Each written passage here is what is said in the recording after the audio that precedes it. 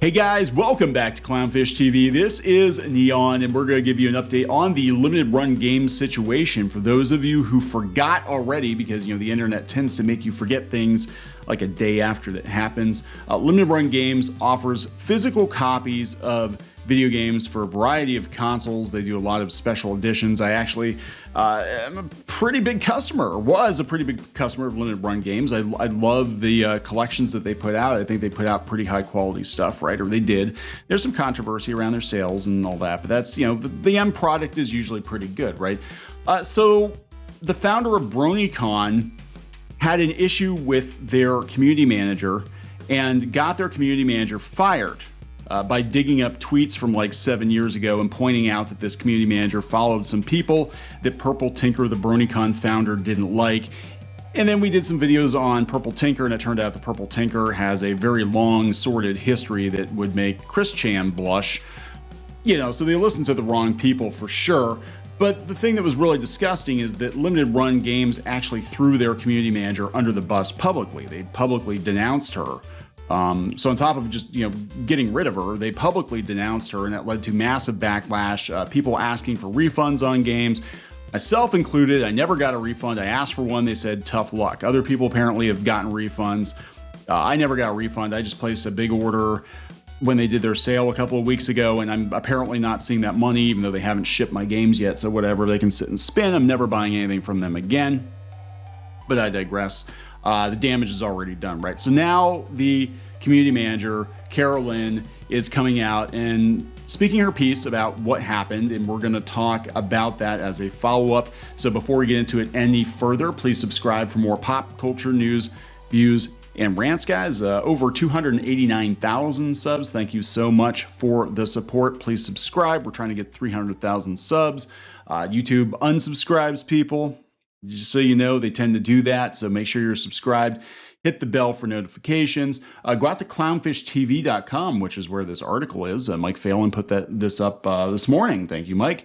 So last night, I think yesterday afternoon, she issued a statement. We're gonna talk about that. Actually, maybe we will read her entire statement, and then we'll go out to Mike's article here. But it's a really interesting situation. And, I thought we were over this. Basically, how this thing got kicked off, if you forgot, it was over Hogwarts Legacy. She said she was looking forward to Hogwarts Legacy. And I've said before that I think Hogwarts Legacy is going to become like a Gamergate type thing with games journos and people in the loving gaming community. Because she said she liked Hogwarts Legacy, was looking forward to it, was excited about it. That prompted the BronyCon founder to dig into her tweets, dig into her follows, dig into her likes, which led to her getting terminated because this person screeched and yelled and made a lot of noise, to limited run games. Now, she actually said her direct bosses or supervisors were pretty good about it, but limited run games went radio silent. They basically, shut down their comments. They just kept putting out tweets about new products, ignoring the fact that they were getting destroyed online. People were, quote, retweeting their product announcements and saying that they were boycotting them, whatever. And I guarantee you they're going to have a massive backlash that's going to lead to lost sales. And they're owned by Embracer Group now, and I'm sure Embracer Group is not going to appreciate that. And if they're the ones who actually prompted Carolyn's firing, good luck with that. You might have to fire somebody else. So this is her thread on it from TwitLonger. I'm ready to chat about the LRG situation. I know that this is coming a bit late, but I really wanted to sit down and write this out. I'm not angry, but I am hurt. I admit that I have tried to film this a few different times, but my feelings did get the best of me, and I had trouble getting through it without crying. So here we are. First and foremost, thank you so much for the absolute outpour of love and support. I truly cannot express how grateful I am to each and every person who reached out to me, a complete stranger, to show your solidarity with my situation. Now I suppose it's time to get to the events leading up to my termination from limited run games on January 6th. Oh, of course it happened on January 6th. My day started by waking up to a message from a coworker with a link to the post that has now circulated the internet and demanded my termination from the company. Again, coming from Purple Tinker, the BronyCon founder, who has a very sordid history, a history of abuse and harassment and mentally unwell behavior. And apparently they didn't look into this person before they terminated Carol Lynn.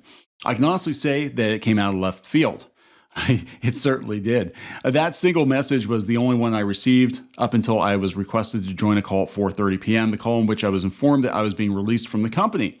I had reached out to a couple of my bosses to inform them that I had seen what was going on and wasn't sure what to do. I was a wreck. I didn't receive a response until the request for the call. In that call, I will say there were a lot of emotions.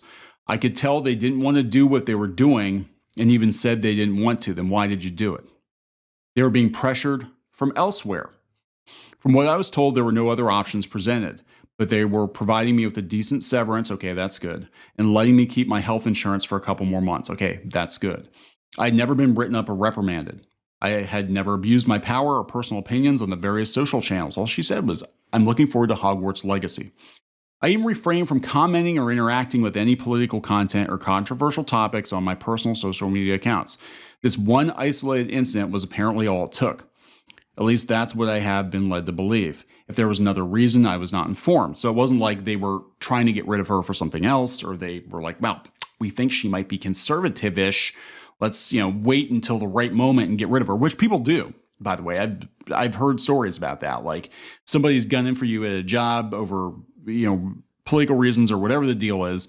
They'll wait for, oh, hey, layoff time to lay some people off. You're one of them. They don't want the bad publicity, and I can understand that. Unfortunately, I feel like that backfired on them. They did not have to make a big public announcement if they dealt with it privately. That was their biggest mistake. They basically, to appease Purple Tinker and Purple Tinker's posse of lynch mob of sock puppet accounts, they threw her under the wheels of the bus publicly. They hung her out to dry publicly to make sure everybody knew that they were good people at limited run games, and it did backfire immensely. They had a lot of people pulling support from them, myself included. Like, I will never buy another limited run games product, and I've been buying your stuff for years, so piss off.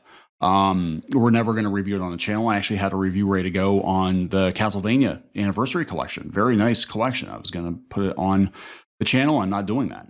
So you hurt yourself. So many titles being released that I would have bought. Sam and Max, one of my all-time favorite games, would have bought it, not buying it. So good luck with that. The craziest thing about the whole situation was that we were already in the midst of hiring a new community manager because I had expressed in the previous months that I was feeling burnout and wanted to try something new. Social media in general was taking a significant toll on my daily life and mental health. Yeah, you think. Yeah, you stay on social media long enough, you become Purple Tinker. And I was in need of a change. January was going to be my last month anyway. So she was going to leave anyway, or move on to another part of the company anyway. And they still fired her. Like, what a bunch of bullshit. A common question I keep getting asked is if I'll be taking legal action against limited run games. No, I will not. North Carolina is an at-will state, and companies are able to fire anyone for any reason or for no reason at all. Same as Pennsylvania. I mean, it is what it is, right? I still have a special place in my heart for limited run games. They were my first step into the gaming industry, and I'm thankful for that. I still consider many of the people there my friends and wish them well. Josh and Douglas fought to make sure I was taken care of. Please stop attacking Josh and Doug in a personal manner. They don't deserve the harassment, and I have no ill will against them. Shouldn't have threw her under the bus publicly. That's part of being the boss. You take the hits, right? You did the deed, you take the hits. On to the next topic. I truly believe that everyone has the right to love who they want to love and who they want to be, as long as they're not hurting anyone else. Same here. My only hesitation is where children get involved. That's literally it. As long as you're kind and don't pressure your own opinion on others from any political side or religion, I believe everyone has the right to be happy in this world. I have friends and acquaintances who are non-binary and have even roomed with trans and LGBTQ individuals in the past at various events. It honestly doesn't bother me, nor should it. I have no hatred toward anyone who was involved in the call for my termination. If you personally and truly felt like I had hurt the community in some way, then you have the right to that opinion. But I know that I do not see it that way. I just wish someone had reached out and attempted to start a conversation rather than jump straight to accusations. Again, the person they listen to has a long, sordid history of causing internet drama and real life drama. I mean, it doesn't take much to find out that this was literally the last person you should have listened to. Purple Tinker is a menace. Even in the brony community, as I understand it, we have friends that are bronies. They're like, yeah, like nobody listens to Purple Tinker these days. Honestly, I have no idea what my future will bring me. I'm not sure if I'll attempt to pursue content creation again, get back into the gaming industry, or try to find something new and fulfilling. All I know is that I won't let this situation bring me down. I'm the only person who knows what my heart feels and what my values are. I refuse to let an anonymous person on the internet hurt me or ruin my life. All I know is that I will come out of this stronger. If we could take one thing from the situation, it would be to bring light to the dangers of cancel culture. I have always been opposed to it and have voiced my disagreement with how it's handled. It can be hurtful to all parties involved. If you don't like something, vote with your wallet and move along. That's exactly what I did. That's exactly what so many other people did in regards to limited run games. There's no need for vicious attacks on people or companies. Sending horrible messages to a company's online social platform can take a huge mental toll on those people who have read those. I didn't. I just said, I want my money back, please. And they said, nah, we're not going to do that. People who had no hand in the situation, just think before you post. We're all guilty of posting something fueled by emotion, but fail to consider just how many other bystanders may be negatively affected. Let's try to be better. Thank you to everyone who has reached out or shared your support in some way. You have been a light in such a dark time in my life, and I'm eternally grateful. Over the next few weeks, I'll be a guest on various podcasts. If you'd like to have me, please feel free to reach out. Make sure to share when and where, and you'll be able to find me. Carol Lynn. So there we go. So apparently she is able to talk about the situation now.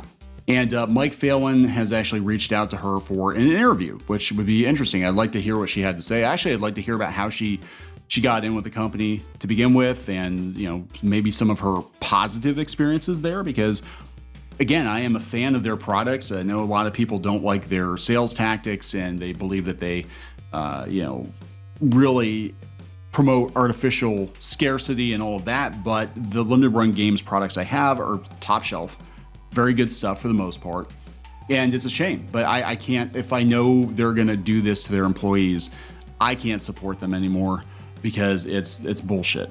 It's gaming should bring people together, not divide people at all, and I just don't want anything to do with them anymore. There are lots of other companies that do what they do. And I've got lots of games already. So most of these games I already own in some form, physical copies of or whatever. And these are just like primo deluxe editions. I don't really need their stuff, and they did that to themselves. Again, it wasn't even that they got rid of her. It was the manner in which they did it. The fact that they dragged her publicly in the way that they did, So I'm going to wrap this up. Please subscribe for more pop culture news, views, and rants, guys. We'll talk later.